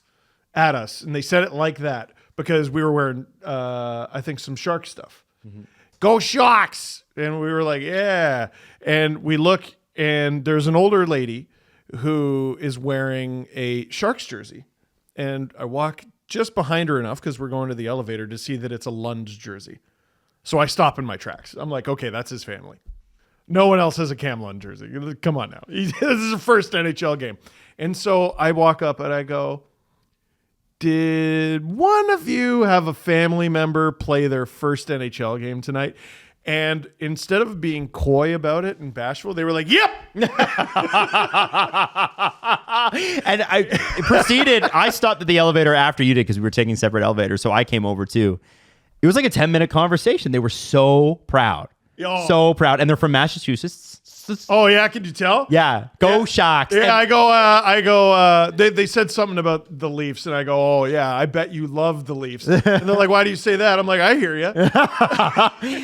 They know what accent they have. What was great too is for the rest of the time, because they were in there for both games. They were there for the Leafs game and the Rangers game. They would pass us, and Steve sort of teased them about the good Go Sharks. Go Sharks! They yelled just Go Sharks at us the whole time. The whole time. It was great. They're a bunch of beauties. Great family. Very cool to see him score. And it was interesting. We talked to his mom. And then as soon as he scored, and it was the Rangers were like kicking the Sharks' butt. Like it was 5-0. 5 or 6-0. And then the goal goes in, and everybody loses their mind in the SAP Center. And they put the camera on Cam Lund's mom. And she's like, "Whoa!" Like just having the best time. And it was very cool. Very, very cool to see that. So his dad was over. Oh, they were all over the moon. yeah. Like completely over the moon. I mean, what do you do? It's your son or grandson or nephew's first NHL. I think there was just in that party there was 10 people. So he might be at least he might be playing for free. Playing for free at that point, yeah. And who cares? Yeah, Right? It's awkward, right? You don't know how to make conversation necessarily with strangers in the moment. But I was like, "Oh yeah, I saw him. He had a good game," which he did. I thought he had a good game. But the first thing that came out of my mouth was, "Oh yeah, I was sitting in the corner where he took a big hit." Nice. Someone hit him pretty hard. I don't remember who it was, but he had a great game. Very, very precious moment with the Lunds. Good times. Good times. Go Jesse, Sharks. go ahead. I believe we told that story already. Did we? All right. Well, we're telling it again. Actually? Yeah, on one of the San Jose pods. Oh, well, okay. we Yeah. told it again today. All good. The link to the Stouffville show is in the description now. Adam, you were wondering about that off the top. Peterborough. Sorry, Peterborough show. It's in the description. And the tickets don't go live until 9:00 tomorrow morning. Okay. So I just wanted everybody to know that because we did say at the beginning, we don't know when that's going to go live, and not everybody will listen this late in the show. So 9:00 tomorrow morning is when the tickets will be available. All right, and they'll be available at the link in the description wherever you are listening to this podcast. Adam, can you tell me what's on the screen right now? Oh, it's me and Tim. Tim is racing around Suzuka. He's racing in the Racing Bulls car of Liam Lawson. And basically what we do with every race weekend with Formula One is we put Tim on the Mike Schmidt simulator. Mike is the guy who donated that to us. And Tim races around. And Tim's getting better because he actually got to fiddle with the steering wheel now. So I can make less fun of him, although every time he messes up, I still make fun of him. But it's cool because you get the chance to see I wish that NHL arenas were more distinctive so you could sort of do this in the NHL games too. They all kind of tend to look the same at the ice level, but every track, Well, yeah. I mean, like they're not like it's not like the MLB where they're all completely different. It's kind of neat to be able to do this. Right? What are you asking from the game to be able to drive around it? No. I was saying like it'd be kind of cool if like we could do this with Steve. Like here's Steve playing the whatever. Drop in. No, the easy way to do this is have me ride every Zamboni. There you go. Why doesn't I'm up there's an to one. easy win. 31 to go. Easy win for NHL 26. I'm It's gonna struggling be- to understand what you're asking from the NHL game in relation I think to it the would just be F1. cool to get the atmosphere of the arena that you're in. You know? See SJ Sharkey stuck from the ceiling. Well, or the fan chants. Hit somebody, anybody. Or the Nashville, thank you. Can I have another? Yeah. So Tim raced around Suzuka, so you get to see Suzuka at eye level. Ooh. Yeah. Anyway, there's us. Jesse, you do a great job editing these. It looks very YouTube. I wish that you could just drive around the NHL arenas. In the Zamboni. Come on. They used to do that in, what was it, 2K something? 2K1 or 2K2? Zamboni driving NHL game. I forget which. Only David Ayers comes up. Nope. NHL 2K Zamboni 2K9 NHL 2K9. You could drive the Zambonis in the mini game. So it was a thing, kind of. That's cool. Yeah. You collect like points or something. I forget how it went, but you're trying to Zamboni the whole ice. Next question, my friend. You were talking about Ullmark and his save percentage against Toronto Maple Leafs. All time, he has a save percentage of, I had it right here. I believe he has 13 starts. No, he's 13 games played, 11 starts. He's 6-5-1 against Toronto Maple Leafs. He has a 9.05. Maddie, bring that off the screen for 1 second. It's not as bad as you'd think. If that's the Ullmark who shows up, you can win that series, but he's been pretty damn good. So, trivia question. Who is the all-time leader in save percentage against the Toronto Maple Leafs with a minimum of 10 games played? Ooh, great question. We watched Alexander Georgiev give up 5, but he's tempting. Save percentage minimum. Easy. Easy. Dominic Hasek. I'm going to say Tuukka Rask. All right, so we'll start at 7 there. Tuukka Rask is number 7. Wow. He has a 9.26 Okay. against the Toronto Maple Leafs in his career. 31 games played, 29 starts, 19-7-2. Wow. Unreal. Then we get Jack Norris at 6. Boo. 10 games played, 8 starts, 4-2-2, 9.27. In what year? I don't know. It's a while ago. I don't know. Jack Norris. World War. When did Jack Norris play? No idea. Hockey. I have to put Jack Norris hockey player because he was he not also a baseball player? There was a Jack Norris. Jack Morris. It was Morris. 75-76 was his last. Oh, okay. And his last NHL game was 70-71 with the Kings. Okay. Not as long ago as I thought. And he was not like a crazy pro or anything like that. But yeah. Okay. Been a while. Yeah, Jack Morris was a J. long time in baseball. Did he play for the Jays? Yeah. Wasn't there a guy like he was like a pitcher and they got him from the Twins or something like that? He was great. Yeah. No, I think we're the same guy. Same guy. Mustache, I think. Yeah. Mustache. Yeah. That's Morris. This is Norris. He's at number 6. Number 5, Thomas Vokoun. Vokoun. 15. He was unreal for a time. 15 starts, 15 games played, 9-4-2, a 9.27. Played for the Trap Preds. Yeah. Yeah. All right. Number 4. Who was your guess? Hasek. Hasek, and Adam said Tuukka Rask, who's at number 7. We have Brian Boucher. The Boosh. Oh. 12 games played, 10 starts, 7-2-1. Wow. 9.27. Strong record. And that was also during a time when the Leafs sucked ass. Oh, yeah. Yes. Like the Important. Boucher's career happened when the Leafs were at their absolute 100-year worst. Thomas Vokoun, by the way, right-handed goalie. Oh. Yeah. Weird. Okay, sneaky. Before you reveal Yeah. my answer is still Hasek. Sneaky pick Patrick Lalime because he was unreal against the Leafs in the regular season. Yep. horrible in the playoffs. And Obviously, but- that's that's a good one. okay. Number 3, Okay.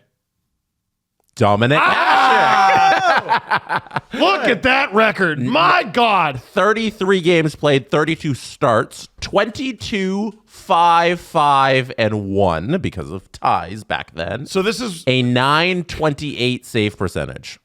and a 1.94 goals against average. This is why Wow. I say when I was a kid, I hated the Sabres. Hated them. I can even that some of that probably goes back to when the Blackhawks were really good in the mid '90s too, with him and Belfour on it. Maybe. Most of it Sabres, but damn. Belfour might even be on this list. Number 2. If Damian Rhodes is in the top 2, I'm gonna laugh. No, he was down there. Yeah, as well. okay. Already passed. Oh, there he is, 13. That's still pretty good. Former Leaf Damian Rhodes, who kicked their ass multiple times. Kevin Weeks at 15. Oh, Heels is Glenn Healy is 14. Glenn Healy, 11, Wow. 11 starts, 7-3-1, 9-19. Glenn Healy. Yeah. I'm sure Glenn would love to know that. Craig Anderson, that at 17. Look at the minutes played. 1,241. Yeah. 21-9-0 against the Leafs. 21-9-0 and Craig Anderson. Yeah. Jesus. All right. Number 2. This is real good. Corey Schneider. Oh. 13 games played, 12 starts, 7-1-4, a 9.29. So a bunch of those probably were double starts, but that was in an era where the Leafs were so shit and the Canucks were so unbeatable. So I'm not totally shocked by that. And if you wanted to bump up, I said it at 10 games minimum played against the Leaf. If you want to bump it up to like 14, Corey Schneider would not make this list. So Dominic Hasek would have been number 2. If you said it's a 30, Hasek would be 1. Unless No, that's not true. Because that number 1 we have Ken Dryden. Ken Dryden, who played 34 games played against the Leafs, 33 starts, 22-2-9. What Those a 9s man. are ties. A 9.34 against the Toronto Maple Leafs in his career. 3 And 2,000 minutes against them. That's a lot of ice. Oh, time against them. yeah. and an assist. He had half the amount of assists as he had losses to the Leafs in 34 games. Yeah. It's criminal how underrated Ken Dryden is when you compare his stats, because he only played the 10 years, right? And then he was like, I'd rather be a lawyer.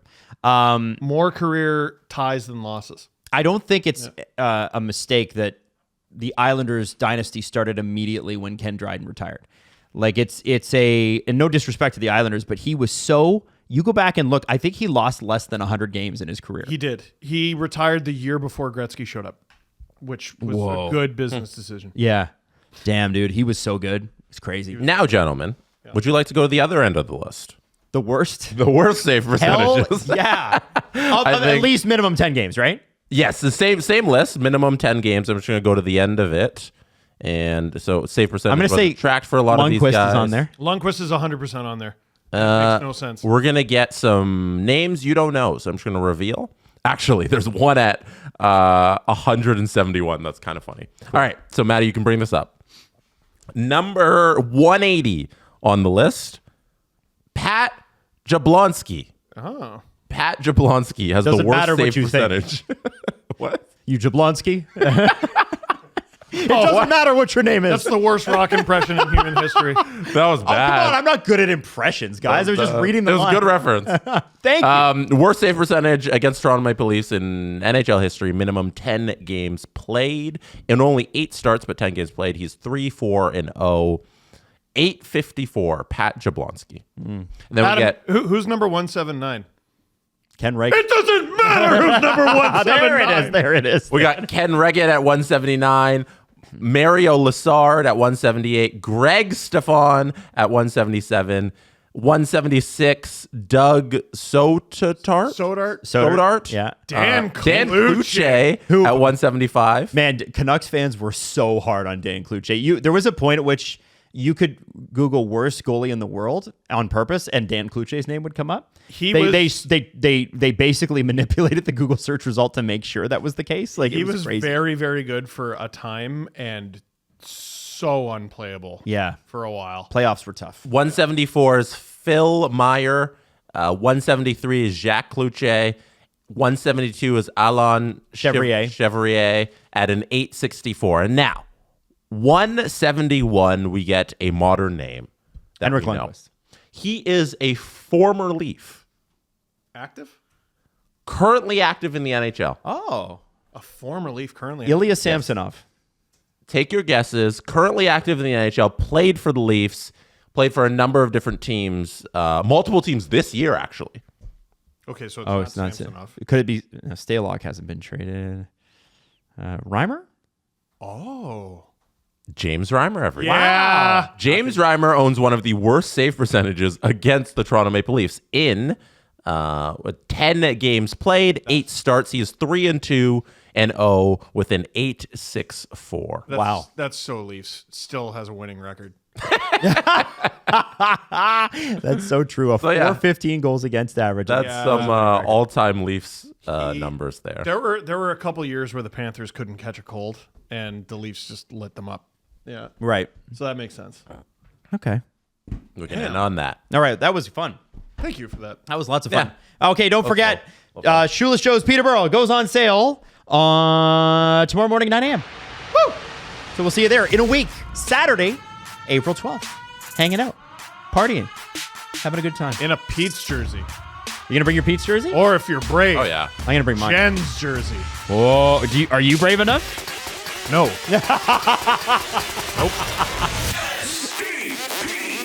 The Steve Dangle Podcast. Follow the guys on Twitter at Steve_Dangle, at Adam WYLDE, and at Jesse Blake.